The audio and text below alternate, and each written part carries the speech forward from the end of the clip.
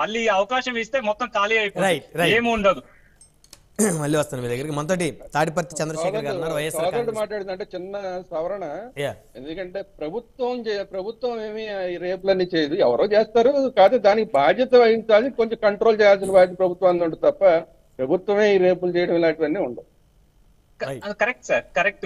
ప్రభుత్వాలు చేయవు, కాకపోతే ఉన్న అడ్మినిస్ట్రేషన్ అనేది ఇదేదన్నా ఒక అదే నేను అది చిన్న సవరణ చేశాను. మీ ఆరోపణ నేను కాదల్లా, మీ ఆరోపణలు కాదం లేదు, కానీ సవరణ మాత్రం చేశాను, వర్డింగ్ లో సవరణ మాత్రం చేశాను. రైట్. చంద్రశేఖర్ గారు, వైఎస్ఆర్సీపీ సీనియర్ నాయకులు సార్, మొత్తానికి ఎన్నికల వ్యూహకర్త పీకే టర్న్ అయినట్టున్నారా, లేకపోతే వారికి ఇవ్వాల్సిన ఏమన్నా ఆపేశారా? అంటే నేను అంటుంది కాదు, సాధారణంగా జరుగుతున్న చర్చ. గతంలో ఆయన రిక్రూట్ చేసుకుంది వైఎస్ఆర్సీపీ, మరి ఆయనకు రావాల్సినటువంటి బకాయిలు ఏమైనా చెల్లించలేదా? సో దానివల్ల ఏమైనా చంద్రబాబు గారి దగ్గరికి వెళ్ళారు, లేకపోతే చంద్రబాబు గారు ఎక్కువ ఇస్తానని ఏమైనా పిలిచారా, లేకపోతే ఆయనే క్యాజువల్గా వెళ్ళి కలిసారా? అసలు మళ్ళీ ఎందుకు ఇతను ఎందుకు తెలుగుదేశం పార్టీ వైపు వెళ్ళారు? బ్రహ్మనాయుడు గారు, మీకు ప్యానెల్లో ఉన్నటువంటి తోటి మిత్రులకి, అలాగే ప్రైమ్ 9 ప్రేక్షకులకి, వీక్షకులకి అందరికీ శుభోదయం. అలాగే క్రిస్మస్ శుభాకాంక్షలు కూడా రాష్ట్రంలో ఉన్నటువంటి వైఎస్ఆర్ కాంగ్రెస్ పార్టీ అభిమానులకి, శ్రేణులకి, నాయకులకి, అలాగే ప్రజలందరికీ ఈ క్రిస్మస్ శుభాకాంక్షలు తెలియజేసుకుంటున్నాను. చంద్రబాబు నాయుడు అనేటటువంటి వ్యక్తి అనేక సందర్భాల్లో మనం మాట్లాడుకున్న విధంగా వెన్నుపోటు రాజకీయాలకి పేటెంట్. వైఎస్ఆర్ కాంగ్రెస్ పార్టీ అంటే భయపడిపోతున్నటువంటి చంద్రబాబు నాయుడు ఒంటరిగా భయపడిపోవడం అంటే భయపెట్టాల్సినటువంటి అవసరం లేదు.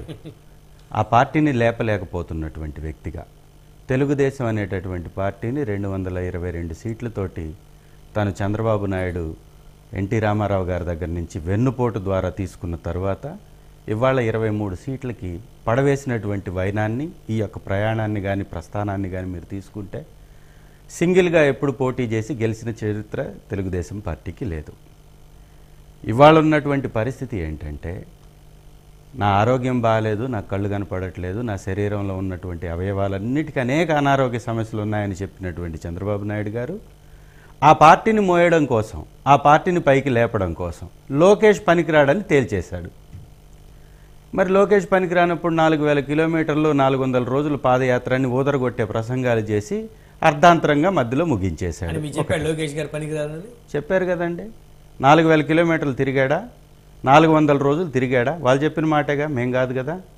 సో మధ్యలో అర్ధాంతరంగా మానేయడం అంటే ఏంటి? అది మొదలుపెట్టిన రోజు ఆ 2-3 రోజుల్లోనే వారి బంధువు అయినటువంటి తారక రత్న గారు చనిపోయారు. ఆపారండి పాదయాత్రను? ఆపారా? చనిపోయినా కూడా కంటిన్యూ చేశారు. కనీసం వెనక్కి వచ్చేసి ఆయన పరామర్శించినటువంటి పరిస్థితి లేదు ఆయన కుటుంబాన్ని కూడా. రెండవది బ్రదర్, మీరు మాట్లాడండి, మళ్ళీ చెప్పండి కాదు, నా సమయాన్ని వృధా చేయకండి దయచేసి ప్లీజ్. ఆపలేదు. మరి చంద్రబాబు నాయుడిని జైల్లో వేస్తే మాత్రం 50 రోజులు ఆపేయడానికి అవకాశం ఎలా వచ్చిందో చెప్పాలి వారు. మనిషి చనిపోతే లేనటువంటి విలువ, ఒక తప్పు చేసి కేసులో జైలుకు వెళ్ళినటువంటి చంద్రబాబు గారి గురించి మాత్రం నెలలు ఆపేసి ఢిల్లీకి వెళ్ళి కూర్చుంటాడు. ఇది ఒక రకమైనటువంటి సిద్ధాంతం. ఇప్పుడు వైఎస్ఆర్ కాంగ్రెస్ పార్టీ యొక్క ప్రతిష్ట, వైఎస్ఆర్ కాంగ్రెస్ పార్టీ యొక్క స్థాయి చాలా అధికంగా ఎలా పెరిగింది అంటే, ఫస్ట్ టైంలో మేము అధికారంలోకి రాలా, ఆ తర్వాత కాలంలో 3648 కిలోమీటర్ల సుదీర్ఘ పాదయాత్ర మా అధినాయకుడిగా ఉన్నటువంటి జగన్మోహన్ రెడ్డి గారు చేయడం వలన, సమస్యలు తెలుసుకోవడం వలన, ఒక హామీలు ఉన్నటువంటి పరిస్థితికి అనుకూలంగా హామీలు ఇవ్వడం వలన, ఆ హామీలు చంద్రబాబు నాయుడు గారు గతంలో ఇచ్చిన హామీలు నెరవేర్చినటువంటి వైనాన్ని ప్రజలు చూశారు. కాబట్టి రాజశేఖర్ రెడ్డి గారు ఇచ్చినటువంటి హామీల్ని అమలుపరిచిన విధానాన్ని కూడా ప్రజలు చూశారు. కాబట్టి రాజశేఖర్ రెడ్డి గారి బిడ్డగా వారిచ్చినటువంటి హామీలు ఖచ్చితంగా అమలుపరుస్తారని నమ్మినటువంటి ప్రజలు మాకు పట్టం కట్టారు. తెలుగుదేశం పార్టీకి చిత్తుగా వారికి ఉన్నటువంటి ఓటు బ్యాంకుని కోల్పోవడం జరిగింది, నడ్డి విరిచేశారు ప్రజలు. సో ఈ పరిస్థితిలో ఒక బాలకృష్ణ సరిపోవట్లేదు, ఒక లోకేష్ సరిపోవట్లేదు, ఒక చంద్రబాబు సరిపోవట్లేదు, లాస్ట్కి ఆడవాళ్ళను కూడా తీసుకొచ్చేసి ప్రచారాలు చేసి ఇచ్చినటువంటి వైనాన్ని మనం గతంలో చూసాం. తప్పేం కాదు. అది సరిపోనట్టు ఒక పీకేని తెచ్చుకున్నారు. ఆ పీకే ఏం చేశాడో ఏం చేయలేదో ఆ పీకే వలన ఈ యొక్క పార్టీని ప్రజలందరూ మళ్ళీ ఇంకా పీకేసేటటువంటి పరిస్థితి ఉందని అర్థమైనట్టుంది. ఇంకొక పీకే కోసం మళ్ళీ ప్రయత్నం చేశారు. ఇవాళ ప్రశాంత్ కిషోర్ అంటే బీహార్ నుంచి వచ్చినటువంటి డెకాయిట్ అని చెప్పినటువంటి చంద్రబాబు నాయుడు, ప్రశాంత్ కిషోర్ ప్రజాస్వామ్య వ్యవస్థల్ని ధ్వంసం చేస్తున్నాడని తిట్టినటువంటి చంద్రబాబు నాయుడు, ప్రశాంత్ కిషోర్ అంటే ఒక దొంగ, ఒక దోపిడీదారుడు అని తిట్టినటువంటి చంద్రబాబు నాయుడు గారు ఆ ప్రశాంత్ కిషోర్ గారి అపాయింట్మెంట్ కోసం ఈ విధమైనటువంటి పాటలు ఎందుకు పడుతున్నారు? ఇది వారి సమాధానం చెప్పాలా? రెండవది, ప్రశాంత్ కిషోర్ గారు వదిలేశారా? చంద్రబాబు గారినే వచ్చి ప్రశాంత్ కిషోర్, అవును, లోకేష్ గారు వెళ్ళి ఎయిర్పోర్ట్ నుంచి రిసీవ్ చేసుకొని ప్రశాంత్ కిషోర్ గారిని తీసుకెళ్ళింది మీకు బహుశా కనపడినట్టు లేదు. ప్రశాంత్ కిషోర్ గారే వచ్చినట్టున్నారు. ప్రశాంత్ కిషోర్ గారే తెలుగుదేశం అనేది చచ్చిన పామయ్య, దీనికి ప్రాణం పోయలేరు, ఈ 3 నెలల కాలంలో తెలుగుదేశం పార్టీ అనేది పైకి లేవడం అనేది సాధ్యమనే పనే కాదని చెప్పిపోయాడు. ఎవరితో చెప్పారు? అందరికి మీడియాలో వచ్చింది, మీకు మాత్రం కనపడలేదు లాగుంది. బహుశా మీరు అంటే తెలుగుదేశం వ్యతిరేక మాటను కూడా వినేటటువంటి పరిస్థితిలో మీరు లేనట్టున్నారు. బహుశా సరే, నన్ను చెప్పను, నేనేమంటానంటే సరే ఏ మీడియాలో మీరు చూసుకుపోతే నేను క్లిప్పింగ్స్ పంపిస్తా చూడండి. డెకాయిట్ అని తిట్టింది వాస్తవమా కాదా? నేను అనేది ఆయన ఎవరితో చెప్పారు అనేది అంటున్నా. మీడియాతో చెప్పారండి, మీడియాతో చెప్పలేదు కదా. చెప్తే మీరు ఇప్పుడే చూపించండి. అంటే కొన్ని ఇప్పుడు మీకు చెప్పాడా ప్రశాంత్ కిషోర్ గారు వైఎస్ఆర్ కాంగ్రెస్ పార్టీకి పనిచేయట్లేదని? ప్రశాంత్ కిషోర్ గారి టీం వైఎస్ఆర్ కాంగ్రెస్ పార్టీ విధానాలు తప్పని ప్రెస్ మీట్ పెట్టి చెప్పాయా? ప్రశాంత్ కిషోర్ గారు చెప్పిందే నిజమయ్యేటట్లయితే ప్రశాంత్ కిషోర్ గారే బీహార్లో ఓడిపోయారు. గమనించాలి మీరు. కేవలం ఒక వ్యక్తి మీద వ్యవస్థ నడవదండి, వ్యవస్థని నడిపించేటటువంటి వ్యక్తి మంచోడై ఉండాలని మన సోదరుడు చెప్పాడు. అదే మేమంటున్నాం, చంద్రబాబు నాయుడు గారు మంచోడు కాదు కాబట్టే తెలుగుదేశం పార్టీ కూలిపోయింది. ఇవాళ ఏ పీకేలు వచ్చినా కానీ దాని పీకేదేమీ లేదు, అది ఆల్రెడీ మునిగిపోయినటువంటి నావా. దీనిలో ఇంకొకటి గమనించాల్సిన అంశం ఏంటంటే ఇవాళ ఐపాక్ టీం అనేటటువంటి వ్యవస్థ పొలిటికల్గా ఈ భారతదేశంలో అనేక రాజకీయ పార్టీలకు పనిచేస్తుంది. ఏపీ రాష్ట్రంలో రిషి సింగ్ అనేటటువంటి వ్యక్తి దాన్ని లీడ్ చేస్తున్నారు. వారే ట్వీట్ చేశారు, మేము వైఎస్ఆర్ కాంగ్రెస్ పార్టీకి పనిచేయబోతున్నాం అని. తెలుగుదేశం పార్టీ యొక్క వ్యూహం ఏంటంటే వెన్నుపోటు రాజకీయం. ఎవరైతే బలంగా ఉన్నారనుకుంటారో వాళ్ళకి తాయిలాలు ఇచ్చి ఓటు ద్వారానో నోటు ద్వారానో ఏ రకంగా ప్రజల్ని మభ్యపెట్టారో గతంలో మనం చూసాం కదా.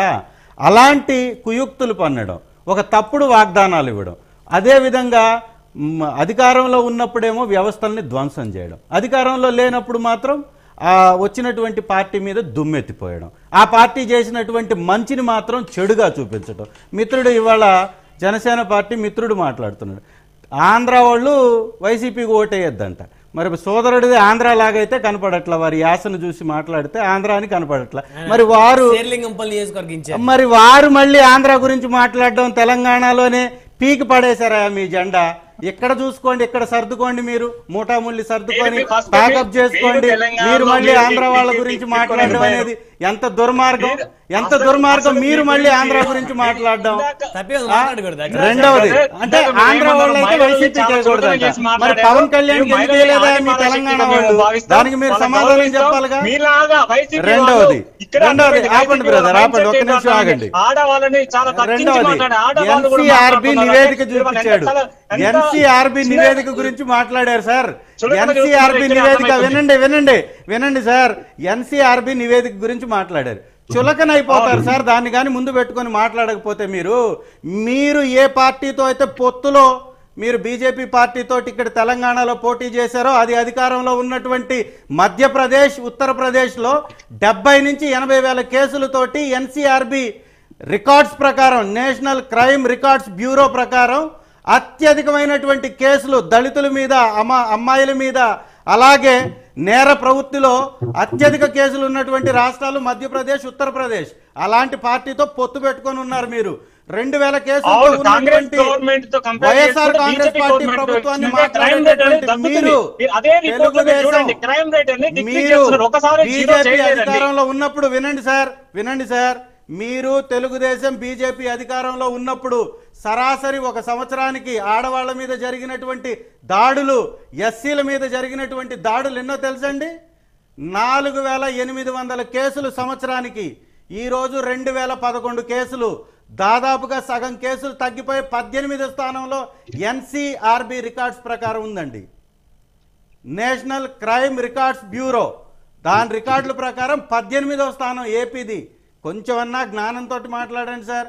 ఎందుకు ఈ అబద్ధపు ప్రచారాలు, ఈ పచ్చపత్రికలు చదివి, పిచ్చిరాతలు చదివి, అబద్ధాలనే అక్షరాలుగా చేసేటటువంటి అచ్చోసినటువంటి ఆంబోతులు లాంటి వ్యక్తులు తప్పుడు ప్రచారం చేస్తుంటే దానికి మీరు వందపడుతూ ఉంటే మీరు అదే మాట్లాడుతుంటే మీరు చులకనైపోతారు సార్.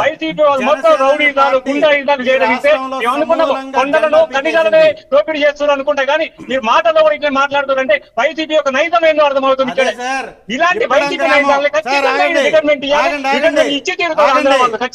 జనసేన అనే పార్టీ మూడిటి మీద పోరాడినట్టు ప్రయత్నం చేసింది. గ్రామంలోకి వెళ్ళి చూడండి, వెడల్పైనటువంటి రోడ్లతోటి, అద్భుతమైనటువంటి డెవలప్మెంట్ తోటి ఏ విధంగా ఇప్పటి ఉందో చూడండి. ఉద్దానం మీద మీరు చేసినటువంటి పోరాటం ఏదైతే తెలుగుదేశం పార్టీతో పోరాటం చేస్తే పట్టించుకున్నటువంటి నాదుడు లేడు. ఇవాళ 817 గ్రామాలకు మంచినీటి సరఫరా, 700 కిలోమీటర్ల పైప్ లైన్, 200 పడకలతోటి ఒక హాస్పిటల్, అద్భుతమైనటువంటి అభివృద్ధిని మరియు ఉద్దానానికి మేమిచ్చాం. చంద్రశేఖర్ గారు క్యాపిటల్ సిటీ ఏదని అడుగుతా ఉన్నారు. క్యాపిటల్ సిటీ 5 సంవత్సరాలు నిద్రపోయారా? మీకు తెలియదా క్యాపిటల్ సిటీ ఏదో? మిమ్మల్ని అడుగుతా తెలుగుదేశం పార్టీ హయాంలో మీరు కూడా భాగస్వామి కదా, మీరు కూడా భాగస్వామి కదా. తెలుగుదేశం హయాంలో మీరు కూడా భాగస్వామి కదా. లక్షల కోట్ల రూపాయలు అమరావతిలో పెట్టి నోర్లు ఎందుకు లేవలేదు?